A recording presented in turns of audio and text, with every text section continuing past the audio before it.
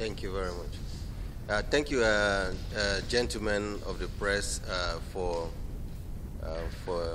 inviting me for this interview this morning. You will all recall that in 2016, in November 2015, the President Muhammadu Buhari, the central bank, and some state governors went to Kebbi State to launch the rice farming, wet season rice farming.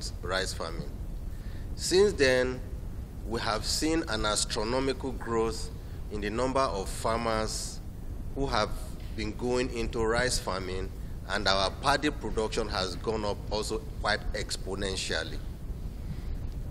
Between 2015 and also now, we have also seen an astronomical rise in the number of companies, corporates, and individuals that are setting up mills, integrated mills, and even small mills in the various areas.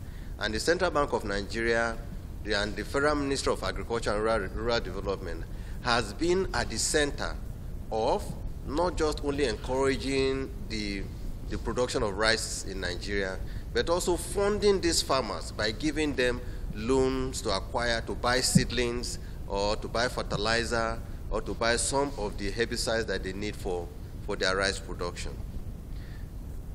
Recently, and this is the absolute truth, you will all recall also that we have been embarking on a program where we're saying if you are involved in the business of smuggling or dumping of rice in the country, we close your account in the banking industry.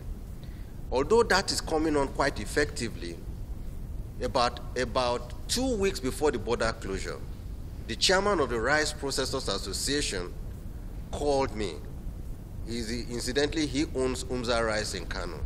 He called me and said that all the rice millers and processors are carrying in their warehouses nothing less than 25,000 metric tons of milled rice in their warehouses. That this rice had been unsold because of the smuggling and dumping of rice through Republic of Benin and other border posts that we have in the country, and that he would want us to do something about it. Secondly, we also have some members of the Poultry Association of Nigeria who also complained that they have thousands of crates of eggs that they could not sell, together with even some of the processed chicken that they could not sell, also arising from the problem of smuggling and dumping of poultry products into Nigeria. I am aware also, or I was told also, that after some meetings that were held, in addition to those engagements that we also held, CBN, with the president, the border was closed subsequently.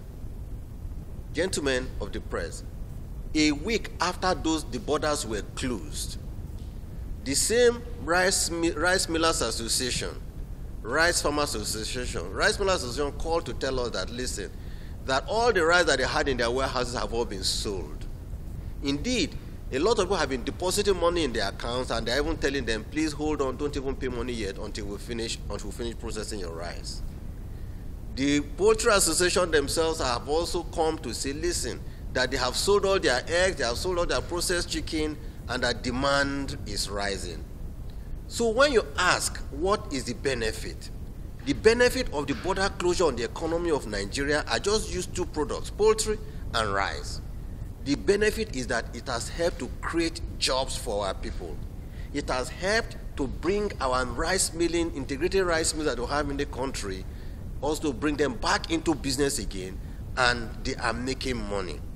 Our rural communities are bubbling because there's activity, because rice farmers are able to sell their paddy.